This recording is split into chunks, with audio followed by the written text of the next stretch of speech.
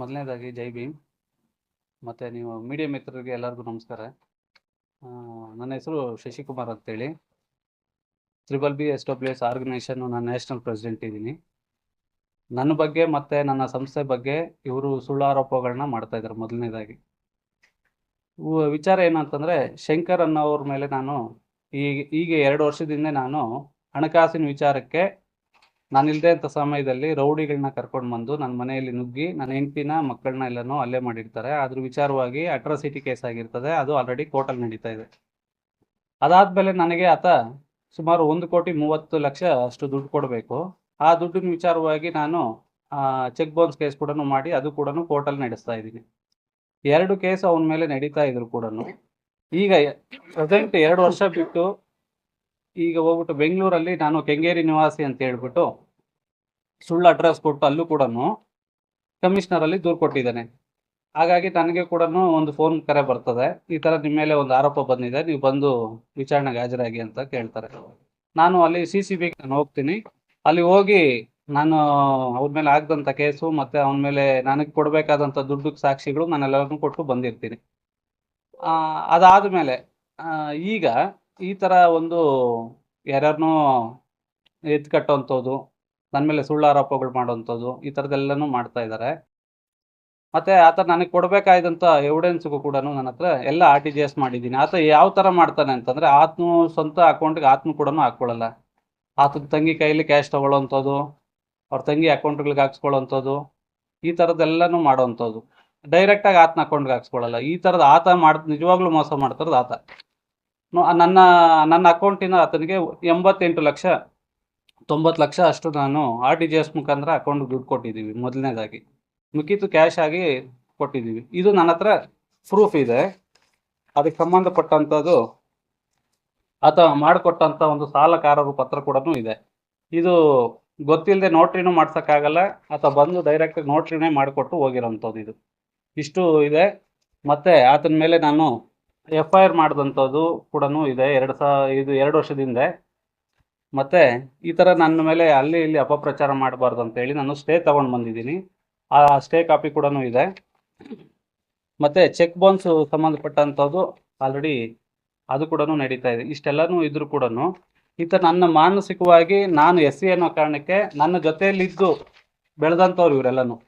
ಅವನ ಮನೆಗೆ ಏನು ಬೇಕಾದರೂ ನಾನು ಕೂಡ ಸಹಾಯ ಮಾಡಿದ್ದೀನಿ. ಅವನ ಕಷ್ಟ ಸುಖದಲ್ಲಿ ಭಾಗಿಯಾಗಿದ್ದೀನಿ. ನನ್ನ ಹತ್ರ ಚೆನ್ನಾಗಿದ್ದು ನಾನು ಚೆನ್ನಾಗಿದ್ದೀನಿ ಅನ್ನೋ ಕಾರಣಕ್ಕೋಸ್ಕರ, ದುಡ್ಡುಗೋಸ್ಕರ ಇವರು ಈ ಥರ ಎಲ್ಲ ಮಾಡ್ತಾ ಇದ್ದಾರೆ. ಹಾಗಾಗಿ ನಾನು ಮೀಡಿಯಾ ಮಿತ್ರರಲ್ಲಿ ಕೇಳ್ಕೊಳ್ಳೋದೇನಂತಂದರೆ, ಈ ಥರ ಸುಳ್ಳು ಸುದ್ದಿಗಳನ್ನ ಹಬ್ಬಿಸಿ ನನ್ನ ಮೇಲೆ ತೇಜೋವಧೆ ಮಾಡ್ತಾರೆ. ನನಗೂ ಕೂಡ ಒಂದು ಫ್ಯಾಮ್ಲಿ ಇದೆ, ನನಗೂ ಕೂಡ ಮಕ್ಕಳಿದ್ದಾರೆ. ನಾಳೆ ದಿವಸ ನನ್ನ ಮಕ್ಕಳು ಎಲ್ಲಾದರೂ ಓಡಾಡಬೇಕಾದ್ರೂ ಕೂಡ ಹಿಂಸೆ ಆಗ್ತದೆ. ನನ್ನ ಫ್ಯಾಮ್ಲಿ ಬದುಕಬೇಕಾದ್ರೆ ಹಿಂಸೆ ಆಗ್ತದೆ. ಇದನ್ನು ಉದ್ದೇಶಪೂರ್ವಕವಾಗಿ ಮಾಡ್ತಾರೆ. ನನಗೆ ಕಾನೂನು ಮೇಲೆ ನಂಬಿಕೆ ಇದೆ, ನಾನು ಕಾನೂನು ಹೋರಾಟ ಮಾಡ್ತಾ ಇದ್ದೀನಿ. ಆತ ಕಾನೂನು ಮೇಲೆ ಗೌರವ ಇದ್ದರೆ ಆತ ಕೂಡ ಕಾನೂನು ಹೋರಾಟ ಮಾಡಬೇಕು. ಇವತ್ತು ಜಡ್ಜ್ ಕೊಟ್ಟಂಥ ತೀರ್ಪನ್ನು ಕೂಡ ಧಿಕ್ಕರಿಸ್ಬಿಡ್ತೀವಿ ಇವರು. ಈ ಥರ ಮೀಡಿಯಾಗಳಲ್ಲಿ ಇನ್ನೊಂದು ಮತ್ತೊಂದೆಲ್ಲ ನನ್ನ ಮೇಲೆ ಸುಳ್ಳು ಆರೋಪಗಳನ್ನ ಮಾಡಿಕೊಂಡು ನನ್ನ ತೇಜೋವಧೆ ಮಾಡ್ತಾ ಇದ್ದಾರೆ. ಮಹಿಳೆಯರೆಲ್ಲ ಸ್ವಲ್ಪ ದುಡ್ಡು ತಗೊಂಡಿದ್ದಾರೆ, ಚೆಕ್ ಕೊಟ್ಟಿದ್ದಾರೆ. ನೋಡಿ, ಅಲ್ಲಿ ನೆನ್ನೆ ಬಂದವ್ರು ಯಾರು ಅಂತ ನನಗೆ ಗೊತ್ತಿಲ್ಲ. ಎಲ್ಲ ಅವನು ಯಾವುದು ಆನೇಕಲ್ಲು ಬ್ಯಾಕ್ಗ್ರೌಂಡು, ಅಲ್ಲಿ ಅವರು ಪೊಲಿಟಿಷಿಯನ್ ಬ್ಯಾಕ್ಗ್ರೌಂಡ್, ಅವರು ಎತ್ತಿ ಕಡೆಯವರು ಎಲ್ಲ ಟೀಮ್ ಕಟ್ಕೊಂಡು ನಿನ್ನೆ ಬಂದು ಇಲ್ಲಿ ನನಗಾಗದೇ ಇರೋರ ಜೊತೆ ಎಲ್ಲ ಇವರೆಲ್ಲ ಸೇರಿಕೊಂಡು ಇದೊಂದು ಕುತಂತ್ರ. ಇದು ಆ ಥರ ಕೊಡಬೇಕಾದ್ರೆ ನನಗೆ ನನ್ನ ಅಕೌಂಟಿಗೆ 10 ರೂಪಾಯಿ ಬಂದಿದ್ರೆ ಈ ಕ್ಷಣ ಕೂಡ ನಾನು ಇಲ್ಲೇ ಈ ಕ್ಷಣದಲ್ಲಿ ಮಾಧ್ಯಮ ಮುಖಾಂತರ ನಾನು ಕ್ಲಿಯರ್ ಮಾಡೋದಕ್ಕೆ ರೆಡಿ ಇದ್ದೀನಿ. ಯಾರಿಗೋ ಹಾಕಿರೋ ದುಡ್ಡನ್ನ ಅವನು ಯಾರೋ ವ್ಯವಹಾರಗಳು ಮಾಡ್ಕೊಂಡಿರೋದು, ಅವರು ನನಗೆ ಡ್ರಾ ಮಾಡಿಕೊಟ್ರು, ಈ ಥರದ್ದೆಲ್ಲ ಊಹಾಪೋಹಗಳ ಮಾತುಗಳು ಹೇಳ್ತಾರೆ. ಇವತ್ತು ನಾನು ಆತನ ಅಕೌಂಟಿಗೆ ಹಾಕಿದ್ದೀನಿ. ನನ್ನ ಹತ್ರ ಪ್ರೂಫ್ ಇದೆ. ನೋಡಿ, ನನಗೆ ಕೊಟ್ಟಂಥ ಚಾಪ ಕಾಗದಗಳಿದ್ದಾವೆ, ಎಲ್ಲ ಇದೆ. ನಾನು ಅಕೌಂಟಿಗೆ ದುಡ್ಡು ಹಾಕಿದ್ದೀನಿ. ಇದು ಸುಳ್ಳಾಗ್ತದಾ? ಆತ ನನ್ನ ಅಕೌಂಟಿಗೆ 10 ಪೈಸೆ ಹಾಕಿದ್ದೇನೆ ದುಡ್ಡು. ಇದೆಲ್ಲನೂ ಮಾನಸಿಕವಾಗಿ ಹಿಂಸೆ ಕೊಡಬೇಕು, ನಾನು ಕುಗ್ಗೋಗ್ಬೇಕು. ನಾನು ಒಂದು SC ಅನ್ನೋ ಒಂದು ಕಾರಣಕ್ಕೆ ತುಂಬ ನನಗೆ ತೊಂದರೆ ಕೊಡ್ತಾ ಇದ್ದಾನೆ. ಇದು ಆತ ಮುಂದುವರಿಸಲಿ, ನಾನು ಕೂಡ ಕಾನೂನು ಹೋರಾಟ ಮುಂದುವರಿಸ್ತೀನಿ. ನೀವು ಒಬ್ಬರಿಗೆ ಸುಮಾರು ಜನಕ್ಕೆ ಮೋಸ ಮಾಡಿದ್ದೀರಾ ಅಂತ ಅವ್ರಲ್ಲಿ ಹೇಳಿ. ಅವನು ಕೂಡ ಸುಮಾರು ಜನಕ್ಕೆ ಮೋಸ ಮಾಡಿದ್ದಾನೆ. ನಾನೆಲ್ಲ ಮೋಸ ಮಾಡಿರೋದು, ನಿಜವಾಗ್ಲೂ ಅವನು ಸುಮಾರು ಜನಕ್ಕೆ ಮೋಸ ಮಾಡಿದ್ದಾನೆ. ಯಾವ ಥರ ಅಂದರೆ, ಅವ್ನು ನೋಡೋದಕ್ಕೆ ತುಂಬ ಇನ್ನೋಸೆಂಟ್ ಥರ ಮಾತಾಡ್ತಾನೆ. ನಾನು ಅವ್ನಿಗೆ ಎಷ್ಟು ಬುದ್ಧಿ ಹೇಳಿದ್ದೀನಿ. ನನ್ನ ಜೊತೆಲಿ ಇದ್ದು ಬೆಳೆದಂಥವ್ರು, ನಾನು ಅವ್ನಿಗೆ ತುಂಬ ಬುದ್ಧಿ ಹೇಳಿದ್ದೀನಿ. ಎಷ್ಟೋ ಕಡೆ ಅವನು ಏನೇನೋ ಇಲ್ಲಿಗಲ್ ಕೆಲಸಕ್ಕೆ ಹೋಗ್ತಾ, ಅವನಿಗೆ ಬುದ್ಧಿ ಹೇಳಿದ್ದೀನಿ, ಈ ಥರದ್ದೆಲ್ಲ ಮಾಡಬೇಡ, ನಿನಗೂ ಒಂದು ಜೀವನ ಐತೆ, ಮಕ್ಕಳೈತೆ, ನಾಳೆ ಯಾವುದೇ ಒಂದು ರೀತಿಯಾದ ಹೆಚ್ಚು ಕಮ್ಮಿ ಆದರೆ ತೊಂದರೆ ಆಗ್ತದೆ. ನಾನು ಬುದ್ಧಿ ಹೇಳ್ದವನು ಇವತ್ತು ನನ್ನ ಮೇಲೆ ಈ ತರ ಅಪಪ್ರಚಾರಗಳು ಮಾಡ್ತಾ ಇದ್ದಾನೆ. ಸರ್ CCB ನಲ್ಲಿ ಹೋಗಿ ಕಂಪ್ಲೇಂಟ್ ಆಲ್ರೆಡಿ ಕೊಟ್ಟಿದ್ದೀವಿ. CCB ಅವರು ಕೂಡ ನಮ್ಗೆ ಸಪೋರ್ಟ್ ಮಾಡ್ತಾ ಇಲ್ಲ. ಸರ್ ಮಾಡಿದ್ದಾರೆ. CCB ಕೊಟ್ಟಿದ್ದಾನೆ. ಆ CCBಗೂ ನಾವು ಅಷ್ಟೇ ಇವತ್ತು ನಿಮ್ಗೆ ಯಾವ ತರ ತಪ್ಪು ಮಾಹಿತಿ ಕೊಟ್ಟೋ ಅಲ್ಲಿ ಕೂಡ ತಪ್ಪು ಮಾಹಿತಿ ಕೊಟ್ಟಿದ್ದೇನೆ. ಅದಕ್ಕೆ ಸಂಬಂಧಪಟ್ಟಂತ ಡಾಕ್ಯುಮೆಂಟ್ಸ್ನ ನಾವು ಕೊಟ್ಟಿದ್ದೀವಿ. ಅಲ್ಲಿ ಕೂಡ ನಾನು ಪೊಲೀಸ್ ಮಹಾನಿರ್ದೇಶಕರ ಹತ್ರ ಹೋಗಿ ಕೂಡ ನಾನೇನು ಮಾಡಿಸ್ತೀನಿ, ಅಲ್ಲಿ ಪೊಲೀಸ್ ಮಹಾನಿರ್ದೇಶಕರು ಒಂದು ಆರ್ಡರ್ ಮಾಡ್ತಾರೆ. ಏನಂದರೆ ಇಬ್ರಿಗೂ ಎಂಡಾಸ್ಮೆಂಟ್ ಕೊಟ್ಟು ಕೋರ್ಟಲ್ಲಿ ಇತ್ಯರ್ಥಪಡಿಸ್ಕೊಳ್ಳೋದಕ್ಕೆ ಹೇಳಿ ಅಂತಲೂ ಹೇಳಿರ್ತಾರೆ. ಹಾಗಾಗಿ ಅದು ಅಲ್ಲಿಗೆ ಮುಗಿದಿದೆ. ಅವನು ಇಷ್ಟೆಲ್ಲ ಸಾಲದು ಅಂತ ಹೇಳ್ಬಿಟ್ಟು ಇವಾಗ ಮಾಡ್ತಾನೆ. ಸರ್ ಇವತ್ತು ಈ ಭಾರತದಲ್ಲಿ ಪ್ರತಿಯೊಬ್ಬರಿಗೂ ಒಂದು ರೈಟ್ಸ್ ಇದೆ. ಏನು ಯಾರ್ಯಾರ ಮೇಲೆ ಬೇಕಾದ್ರೂ ನಾನು ಕಂಪ್ಲೇಂಟ್ ಕೊಟ್ಟು ನನ್ನ ಮೇಲೂ ಕೌಂಟರ್ ಕಂಪ್ಲೇಂಟ್ ಕೊಡ್ಬೋದು. 2 ವರ್ಷದಲ್ಲಿ ನಾನು ಕಂಪ್ಲೇಂಟ್ ಕೊಟ್ಟಾಗ ಆತ ಕೂಡ ಕಂಪ್ಲೇಂಟ್ ಯಾಕೆ ಕೊಡಲಿಲ್ಲ? ಚೆಕ್ ಬೌನ್ಸ್ ಮಾಡಿದಾಗ ಆತ ಕೂಡ ನನ್ನ ಮೇಲೆ ಯಾಕೆ ಡೆಫಮೇಷನ್ ಹಾಕಲಿಲ್ಲ? ಈ ಥರದ್ದೆಲ್ಲನೂ ಉದ್ದೇಶಪೂರ್ವಕವಾಗಿ ಇದನ್ನ ಮಾಡ್ತಾ ಇರೋಂಥದ್ದು. ಹೋಗಿ ಬಂದ ಏನೋ ದುಡ್ಡು ಕೇಳಕ್ಕೆ ಅವ್ರು ಬಂದ್ರೆ ಅವ್ರ ಮೇಲೆ ಎಲ್ಲರ ಮೇಲೆ ಸೇರಿ ಅಟ್ರಾಸಿಟಿ ಕೇಸ್ ಬುಕ್ ಮಾಡಿದ್ದೀವಿ ಅಂತ ಒಂದು ಆರೋಪ ಮಾಡಿದ್ದಾರೆ. ಸರ್ ಅಟ್ರಾಸಿಟಿ ಕೇಳೋದಕ್ಕೆ ಬಂದಿತ್ತಲ್ಲ, ರೌಡಿಗಳನ್ನ ಕರ್ಕೊಂಡು ಬಂದು ನಾನು ಇಲ್ಲದೆ ಇರೋ ಸಮಯದಲ್ಲಿ ಮನೆ ನುಗ್ಗಿ ಹೆಂಡ್ತಿನ ಮಕ್ಕಳನ್ನ ಹೊಡೆದಿದ್ದಾನೆ. ಅದಕ್ಕೆ ಸಂಬಂಧಪಟ್ಟಂಥ ಡಾಕ್ಯುಮೆಂಟ್ ಆಲ್ರೆಡಿ ನನಗೂ ಪೊಲೀಸ್ ಅವ್ರಿಗೂ ಕೊಟ್ಟಿದ್ದೀನಿ, ಕೋರ್ಟ್ಗೂ ಕೊಟ್ಟಿದ್ದೀನಿ. ಅದು ಕೋರ್ಟಲ್ಲಿ ನಡೀತಾ ಇದೆ.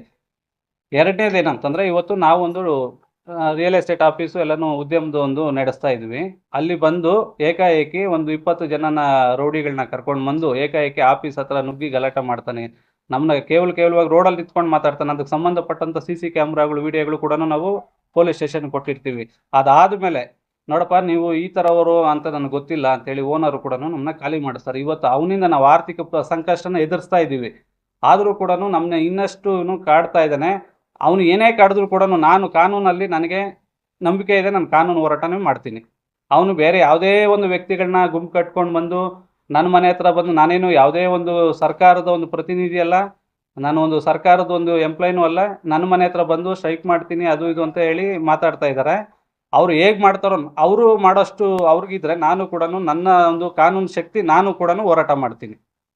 ಅಂದ್ರೆ ಒಟ್ಟಾರೆ ಎಲ್ಲ ಸುಳ್ಳು ಆರೋಪ ಮಾಡಿ ಎಲ್ಲ ಸುಳ್ಳು ಆರೋಪಗಳನ್ನೇ ಮಾಡ್ತಾ ಇದ್ದಾರೆ. ಸರ್ ಅವರು ಹೇಳ್ತಾ ಇದ್ದಾರೆ CCBಯಲ್ಲಿ ಇನ್ನೊಂದು ವಿಚಾರನೂ ಇದೆ. ಏನಂತಂದರೆ, ಅವನು ಕೊಡಿಸಿದಂಥ ಒಂದು TV, ಫ್ರಿಜ್ಜು, ವಾಷಿಂಗ್ ಮಿಷಿನ್, ನಾನು ಓಡೋಂಥ 2 ವೀಲರು, ಕಾರು ಸಮೇತ ಎಲ್ಲ ಕೊಡಿಸಿದ್ದಾನೆ ಅಂತವ್ ನನಗೆ. ಅಂದರೆ ಅವನು ಅಷ್ಟೆಲ್ಲ ಕೊಡೋವಂಥ ಶಕ್ತಿ ಇರೋಂಥವ್ನು. ಆದರೆ ನಾನು ಹುಟ್ಟಿದಾವಾಗಿಂದ ನಾನೇನು ಸಂಪಾದನೆ ಮಾಡಲಿಲ್ಲ. ಹಾಗಾದ್ರೆ ಅವನು ಇದರಲ್ಲೇ ಬದುಕ್ತಾ ಇರಬೇಕು. ಹಾಗಾದ್ರೆ ಅವನೆಷ್ಟು ಬದುಕಿರ್ಬೇಕಾಗಾದ್ರೆ ನನಗೆ ಇಷ್ಟೆಲ್ಲ ಕೊಡಿಸಿರ್ಬೇಕಾದ್ರೆ ಮೊದಲನೇದು. ಈ ಥರ ಎಲ್ಲ ಕಡೆನೂ ಅವನು ಒಂದೊಂದು ಕಡೆ ಒಂದೊಂದು ಸುಳ್ಳು ಮಾಹಿತಿಗಳನ್ನ ಕೊಡೋದು, ಜನಗಳ ಹತ್ರ ಅಪಪ್ರಚಾರ ಮಾಡಿಸೋವಂಥದ್ದು, ಈ ಥರದ್ದೆಲ್ಲ ಮಾಡ್ತಾ ಇದ್ದೀನಿ. ಇಂಥವೆಲ್ಲ ನಾನು ನೋಡಾದ್ಮೇಲೆ ನಾನು ಅವನ ಮೇಲೆ ಮಾನನಷ್ಟ ಮೊಕದ್ದಮೆ ಹೂಡಿರ್ತೀನಿ. ಅದು ಈ ಥರದ್ದೆಲ್ಲನೂ ಈಗ ಸ್ಟೇ ಇದೆ. ಆದರೂ ಕೂಡ ನಿನ್ನೆ ಅವನು ಕೋರ್ಟ್ನು ಕೂಡ ಧಿಕ್ಕರಿಸಿದ್ದಾನೆ. ಅದು ನೆಕ್ಸ್ಟ್ ಕಾನೂನಲ್ಲಿ ಅವ್ನಿಗೆ ಏನು ಪನಿಷ್ಮೆಂಟ್ ಆಗ್ತದೋ ಹಾಗೆ ಆಗ್ತದೆ. ಇದು ಒಂದು ಕ್ರಿಮಿನಲ್ ಕೇಸ್ ಕೂಡ ಹಾಗೆ ಆಗ್ತದೆ. ಅವ್ರು ಹೇಳಿದ್ದು ಹಣ ಡಬಲ್ ಮಾಡ್ಕೊಡ್ತೀನಿ ಅಂತ ಹೇಳ್ಬಿಟ್ಟು ಸಾಕಷ್ಟು ಮಹಿಳೆಯರ ಹತ್ರ ಹೂಡಿಕೆ ಮಾಡಿಸ್ಕೊಂಡಿದ್ದಾರೆ. ಸರ್ ಅಲ್ಲಿ ನಿನ್ನೆ ಬಂದಿದ್ರಲ್ಲ, ಅವ್ರು ಯಾರ ಮುಖಗಳು ನಾನು ನೋಡೇ ಇರಲಿಲ್ಲ. ಎಲ್ಲ ಅವನು ಫ್ಯಾಮಿಲಿ ಬ್ಯಾಕ್ಗ್ರೌಂಡು ಎಲ್ಲ ರೌಡಿ ಬ್ಯಾಕ್ಗ್ರೌಂಡೇ ಇದೆ ಅವನಿಗೆ ಟೋಟಲು. ಯಾಕಂದ್ರೆ ನಾನು ಫಸ್ಟೇ ನನ್ನ ಮನೆ ಹತ್ರ ರೌಡಿಗಳನ್ನ ಕರ್ಕೊಂಡು ಬಂದಿರ್ತಾನೆ, ಕರ್ಕೊಂಡು ಬಂದು ಜಗಳ ಮಾಡಿಸಿರ್ತಾನೆ.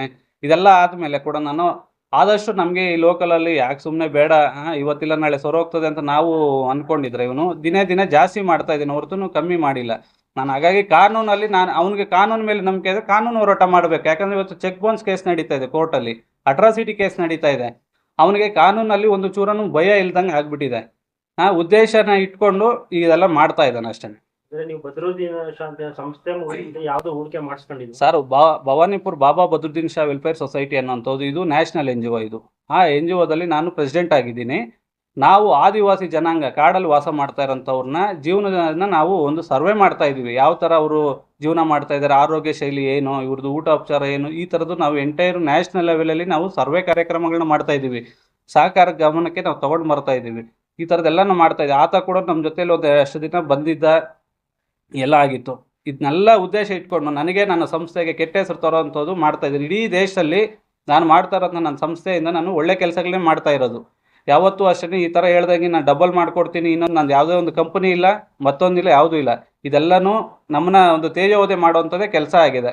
ಹಾಗಾಗಿ ಇವ್ರಿಗೆ ತಕ್ಕ ಶಿಕ್ಷೆ ನಾನು ಕಾನೂನಲ್ಲಿ ನಾನು ಹೋರಾಟ ಮಾಡಿ ಅವ್ರಿಗೆ ಶಿಕ್ಷೆ ಕೊಡಿಸ್ತೀನಿ. ಇದು ಬೇರೆ ರಾಜ್ಯಗಳು ಈ ತರ ಘಟನೆ ಆಗಿದೆ ಅಂತ ಹೇಳಿದ್ದಾರೆ ಸರ್. ಅವನು ಅಲ್ಲಲ್ಲ, ಬೇರೆ ರಾಜ್ಯಗಳಲ್ಲಿ ಇವತ್ತು ತನಕ ನನ್ನ ಮೇಲೆ ಯಾವುದೂ ಒಂದು ಈ ಥರದ್ದೆಲ್ಲ ಇಲ್ಲ. ಫಸ್ಟ್ ಟೈಮ್ ಇವನೇ ಈ ಥರ ಮೀಡಿಯಾ ಕೂತ್ಕೊಂಡು ಬಂದು ಮಾತಾಡ್ತಾರಂಥದ್ದು. ಏನಂತ ವಿಚಾರ, ನನ್ನ ಒಂದು ಏಳಿಗೆನೇ ಸಹಿಸ್ಕೊಳಕ್ಕಾಗದೆ ನನ್ನ ಜೊತೆಯಲ್ಲಿದ್ದಂಥವ್ರು ಒಂದು ಇದನ್ನೆಲ್ಲ ಬೇಕಾಗೆ ಮಾಡ್ತಾ ಇರೋಂಥದ್ದು. ಇದರಲ್ಲಿ ನಾನು ಹೆಸರನ್ನ ಪ್ರಸ್ತಾಪ ಮಾಡ್ತೀನಿ. ಶಂಕರ್ ಅವ್ರ ಫ್ಯಾಮಿಲಿ ನಮ್ಮನ್ನ ಬೇಕಾಗಿ ತುಳಿಬೇಕು ಅನ್ನೋ ಒಂದು ಕಾರಣಕ್ಕೇ ಮಾಡ್ತಾ ಇದ್ದಾರೆ. ನಾನೊಂದು ಎಸ್ ಸಿ ಅನ್ನೋ ಒಂದು ಕಾರಣ, ಇದು ಮೇನು ಎಸ್ ಸಿನೇ. ಪ್ರತಿಯೊಂದು ಕಡೆ ಹೇಳಿದ್ದಾನೆ ಅವನು, ಅವ್ರ ಮನೇಲಿ ಅನ್ನ ನೀರು ತಿಂದ್ಬಿಟ್ಟಿದ್ದೀವಿ, ನಾನು ಎಷ್ಟು ದೇವಸ್ಥಾನಗಳು ಎಷ್ಟು ಸಮುದ್ರಗಳು ಮುಳುಗಿದ್ರು ಕೂಡ ನನ್ನ ಅವನು ಇದರಲ್ಲಿ ಇದಾಗಲ್ಲ ಅಂತೇಳಿ, ಅಂಥದ್ದೆಲ್ಲ ನನ್ನ ಹತ್ರ ಎವಿಡೆನ್ಸ್ ಇದೆ. ಆತ ಏನೇನೋ ಮಾತಾಡ್ತಾನೆ ಬಾಯಿಗೆ ಬಂದಂಗೆ. ಆಮೇಲೆ ಅದಕ್ಕೆಲ್ಲ ನಾನು ಉತ್ತರ ಅಲ್ಲಿ ನಾನು ಕೋರ್ಟಲ್ಲಿ ಕೊಟ್ಕೊಳ್ತೀನಿ. ಕೋರ್ಟ್ ಇದೆ, ಎಲ್ಲರಿಗೂ ಒಂದೇ ನ್ಯಾಯ ಸಿಗ್ತದೆ. ಕೋರ್ಟಲ್ಲಿ ಯಾರು ತಪ್ಪಿರ್ತದೋ ಯಾರು ಸರಿ ಇರ್ತದೋ ಅನ್ನೋದು ಆ ಕೋರ್ಟ್ ಡಿಸೈಡ್ ಮಾಡ್ತದೆ.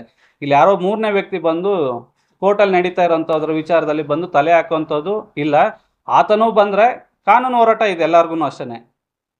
ಶಂಕರ್ ಅವ್ರ ಹಿಂದಿರೋದು ಸರ್ ಮುಂಚೆ ಅವ್ರು. ಆತ ನನ್ನ ಹತ್ರನೇ ಇದ್ದಿತ್ತು. 15 ವರ್ಷದಿಂದ ನನ್ನ ಜೊತೆಲಿ ಇದ್ದಾನೆ. ಒಂದು ಫ್ಯಾಮಿಲಿ ಫ್ರೆಂಡ್ ಥರ ಇದ್ದ. ಈಗ ಏನೇ ಇದ್ರು ನೋಡಿ, ಕೊಡಬೇಕು ಬಿಡಬೇಕು ಇನ್ನೊಂದು ಮತ್ತೊಂದು ನಾವುಗಳು ಡಿಸೈಡ್ ಮಾಡ್ಕೊಬೋದಾಗಿತ್ತು, ಕುಂತು ಚರ್ಚೆ ಮಾಡ್ಬೋದಾಗಿತ್ತು. ಇದನ್ನೆಲ್ಲ ಬಿಟ್ಟು ಉದ್ದೇಶಪೂರ್ವಕವಾಗಿ ನನ್ನ ರೋಡಿಗೆ ತರಬೇಕು ಅನ್ನೋದೇ ಒಂದು ಆತನ ಉದ್ದೇಶ ಆಗಿದೆ. ಆತ ಇನ್ನೊಂದೇನಂತಂದರೆ ನೋಡಿ, ವೆಂಕಟೇಶಪ್ಪ ಅನ್ನೋರು ಇವರು ಕೂಡ ಇವ್ರ ಹತ್ರ ಕೂಡ ದುಡ್ಡು ಹಾಕ್ಸ್ಕೊಂಡಿದ್ದಾರೆ. ದುಡ್ಡು ಹಾಕ್ಸ್ಕೊಂಡು ಅವ್ರಿಗೂ ಕೂಡ ಜಾಬ್ ಕೊಡಿಸ್ತೀನಿ ಅಂತೆಲ್ಲನೂ ಇವರು ಕೂಡ ಕೋರ್ಟಲ್ಲಿ ಆಲ್ರೆಡಿ ಕೇಸ್ ಹಾಕಿದ್ದಾರೆ ಅವನ ಮೇಲೆ. ಇಷ್ಟೆಲ್ಲ ಇದ್ದು ನನ್ನ ಮೇಲೆ ಆರೋಪ ಮಾಡೋವಂಥದ್ದು ಏನಿದೆ? ನಮ್ಮ ಅಕೌಂಟ್ಗೆ ಏನಾದರೂ ದುಡ್ಡು ಬಂದಿದೆಯಾ? ನನ್ನ ಅಕೌಂಟಿಂದ ನಿನ್ನ ಅಕೌಂಟಿಗೆ ದುಡ್ಡು ಬಂದಿರೋವಂಥದ್ದು ನೋಡಿ. ಈಗ ಅವ್ರ ಅಕೌಂಟಿಂದನೂ ಅವ್ನಿಗೆ ಹೋಗಿದೆ. ಈ ಥರದ್ದು ಅವನು ತಪ್ಪು ಮಾಡಿಬಿಟ್ಟು ನಮ್ಮನ್ನ ತಪ್ಪಿಸ್ತಾ ಮಾಡ್ತಾ ಇರೋದು ಎಷ್ಟು ಸರಿ ಇದು? ದುಡ್ಡು ಅವ್ರು ನಿಮ್ಗೆ ಕೊಡ್ಬೇಕಾ, ನೀವು ಅವ್ರು ಕೊಡ್ಬೇಕಾ? ನನಗೆ ಕೊಡಬೇಕಾದಂಥದ್ದು ನೋಡಿದ್ರಲ್ಲ ಸರ್, ಬಾಂಡ್ ಪೇಪರ್ ಎಲ್ಲ ಇದೆ. ಅಕೌಂಟಿಂದ ಅವನು ಅಕೌಂಟ್ಗೆ ಹೋಗಿದೆ. ಯಾರು ಕೊಡಬೇಕಾಗ್ತದೆ? ಆತನೇ ನನಗೆ ಕೊಡಬೇಕಾಗಿಲ್ವಾ? ಹಾಗಾಗಿ ನಾನು ಕೊಡಬೇಕಾಗಿರೋದಕ್ಕೆ ನಾನು ಕೋರ್ಟಲ್ಲಿ ಹಾಕ್ಕೊಂಡಿದ್ದೀನಿ ಆಲ್ರೆಡಿ. 2 ವರ್ಷದಿಂದ ಕೋರ್ಟಲ್ಲಿ ನಡೀತಾ ಇದೆ. 2 ವರ್ಷ ನಾನು ಆವಾಗ ಮಾಡಿದೆ ಕೌಂಟ್ರ್ ಕೇಸ್, ಅವತ್ತೇ ಕೊಡ್ಬೋದಾಗಿತ್ತಲ್ಲ. 2 ವರ್ಷ ಬಿಟ್ಟು ಮಾಡೋವಂಥದ್ದು ಏನಿತ್ತು?